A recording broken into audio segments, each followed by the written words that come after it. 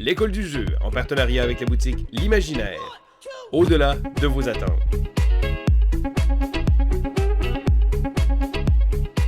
Bonjour, mes Ronald McDonald, c'est Vince de l'école du jeu et aujourd'hui je vous fais une critique express de Food Chain Magnate, un jeu produit par Splatterspellen qui sera fait pour 2 à 5 joueurs et qui durera entre 120 et 240 minutes, parfois un peu plus longtemps.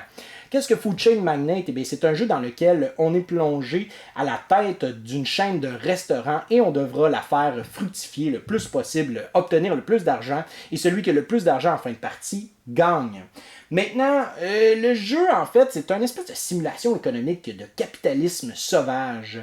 On va vraiment devoir réagir par rapport à ce que les autres joueurs vont faire et des fois donner des coups dans le califourchon des adversaires pour être capable de leur voler des ventes ou encore aller chercher des campagnes de commercialisation avant eux pour pouvoir promouvoir les aliments que l'on produit. Il va falloir, comme j'ai dit, réagir par rapport aux autres parce que s'il y a, dans le fond, une espèce d'annonce de commercialisation par rapport à la pizza, il va falloir créer de la pizza, enfin bref. Donc, il y a vraiment beaucoup de choses, augmenter, diminuer nos prix, il y a vraiment énormément de stock. C'est un espèce de bac à sable, de sandbox, de chaîne de restaurants.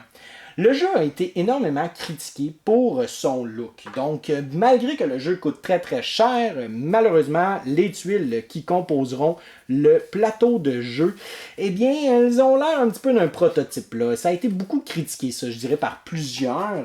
Par contre, les cartes, on a une espèce de artwork qui est minimaliste, dans le sens où est-ce que moi, je trouve que ça concorde un petit peu avec cette espèce d'état des années 50, là. Donc, vraiment, on tombe un petit peu dans le thème là, des années 50, comme je dis. Et là, il y a de l'air d'avoir énormément de cartes employées. Et en effet, il y en a beaucoup. Ces cartes-là vont nous permettre d'engager différents employés et plus qu'on investit dans un employé, plus il sera en fait efficace dans son domaine. Donc, est-ce qu'on veut engager un management trainee, donc quelqu'un qui va entraîner des gens pour avoir davantage d'employés? Est-ce qu'on veut produire une espèce de chef de la pizza? Est-ce qu'on veut aller chercher un petit garçon ou même une espèce d'avion qui va pouvoir aller nous rapporter plein de liqueurs et des différentes boissons? Ou encore avoir une espèce de vendeur qui va installer des pancartes d'annonces, de commercialisation. Donc, on a vraiment une espèce d'éventail très large des différentes opportunités que l'on a.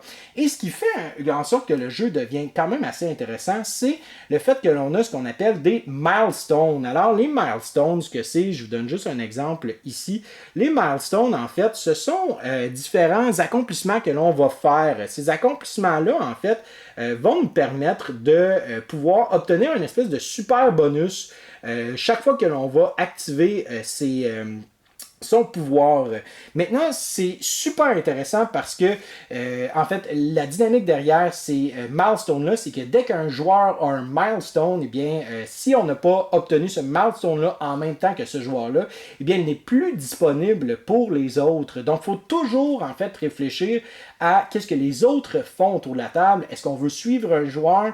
Et surtout, quel milestone on va aller chercher avant les autres? Puis même des fois, est-ce que ça vaut la peine d'aller d'essayer de rusher, de courir vers un milestone, alors qu'au final, peut-être qu'on est mieux de s'en aller vers une autre direction.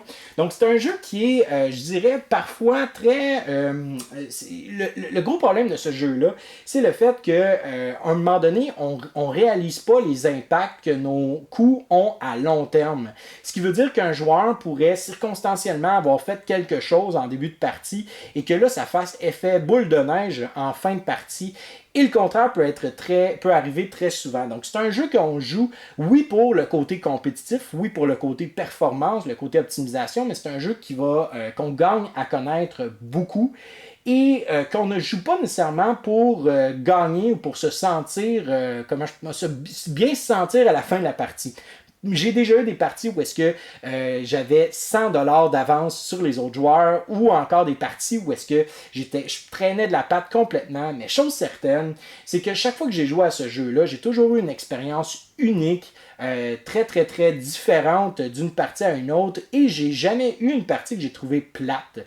Même qu'il y a des parties où est-ce que j'ai perdu lamentablement et que les autres joueurs avaient davantage de fun à me regarder jouer que de jouer à leur tour. J'avais diminué à un moment donné des prix tellement bas, c'était ridiculement bas, que je répondais à la demande de tout le monde. Et dès que je répondais plus à la demande des gens, eh bien, les autres joueurs venaient juste ramasser les restes et avaient tellement boosté les prix de leur chaîne de restaurant qui me rattrapait en vendant 1 ou 2 aliments, puis que moi j'en avais vendu une dizaine.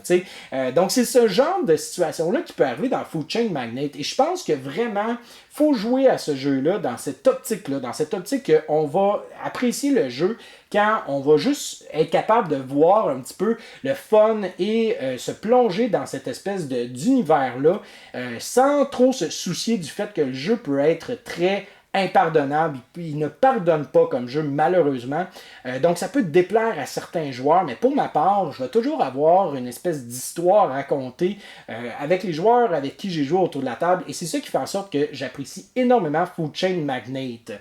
Alors je vous remercie beaucoup de m'avoir écouté, n'oubliez pas de liker cette vidéo si vous avez apprécié. Si vous avez des questions, laissez-les dans les commentaires. Autrement, abonnez-vous à notre chaîne, likez-nous sur Facebook, suivez-nous sur Instagram, et sur ce, mon nom est Vincent et je vous souhaite à vous et vos amis un bon jouage.